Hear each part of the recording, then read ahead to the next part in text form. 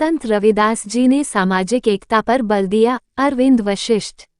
झांसी कोरी महासंघ के तत्वाधान में समाजवादी पार्टी के वरिष्ठ नेता राष्ट्रीय उपाध्यक्ष भारतीय हालधर किसान यूनियन अरविंद वशिष्ठ मुख्य अतिथि एवं कार्यक्रम की अध्यक्षता राकेश अमराने की। मुख्य अतिथि अरविंद वशिष्ठ ने कहा कि संत रविदास जी बहुत ही दयालु और दानवीर थे।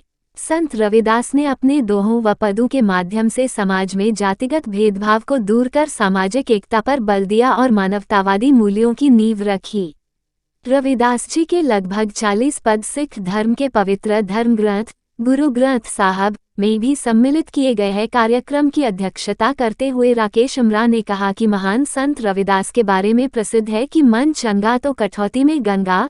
इस कहावत का अर्थ है अगर व्यक्ति का मन शुद्ध है, किसी काम को करने की उसकी नीयत अच्छी है तो उसका हर कार्य गंगा के समान पवित्र है।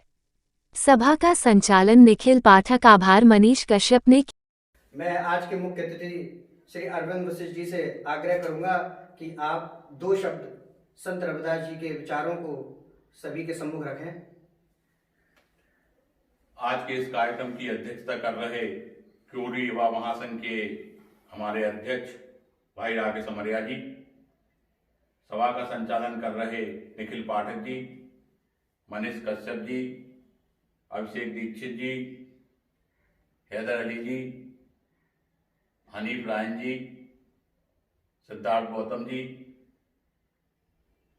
आज बड़े हर्ष का विषय है कि हम सब लोग उन महान संत का जयंती मना रहे हैं जिन्होंने समाज को एकजुटता के लिए बल दिया। संत हमेशा दूसरों की भलाई के लिए काम करते हैं और हमारे रविदास जी हमेशा समाज के लिए ही, लोगों के परोपकार के लिए काम करते रहे। निश्चित रूप से जैसा कि आप लोग जानते हैं कि उनके बारे में एक कहावत है, मन चंगा तो कठौती में गंगा। वो कहावत इसलिए प्रसिद्ध हुई कि वे इतने पहुंचे हुए संत थे कि जो कठौती रहती है उसमें उन्होंने गंगा का आह्वान किया और गंगा जी प्रकट हो गई। लोग कहते हैं कि कुछ लोग गंगा के लिए जा रहे थे और उन्होंने आग्रह किया संत रविदास जी से कि आप भी चलिए, गंगा दर्शन को चलिए। तो उन्होंने कहा कि हमारे पास बहुत काम है, मैं गंगा दर्शन के लिए नहीं जा सकता, मेरे पास कठौती है, मन चंगा है तो कठौती में गंगा है। अर्थात मन यदि आपका शुद्ध है तो आपको किसी गंगा की जरूरत नहीं है, किसी स्नान की जरूरत नहीं है।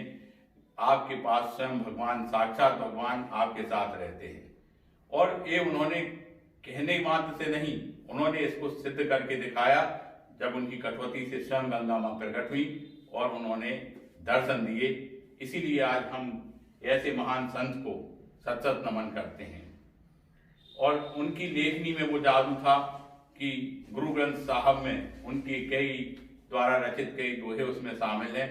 हम ऐसे संत को सत सत नमन करते हैं और कोरी युवा महासंघ के सभी पदाधिकारियों को और सभी लोगों को बड़ा धन्यवाद देते हैं कि उन्होंने ऐसे महान संत के बताए हुए मार्ग पर चलने का, उनकी जयंती मनाई, उनके मार्ग पर चलने का, अनुसरण करने का आज वचनबद्ध हुए। जय हो।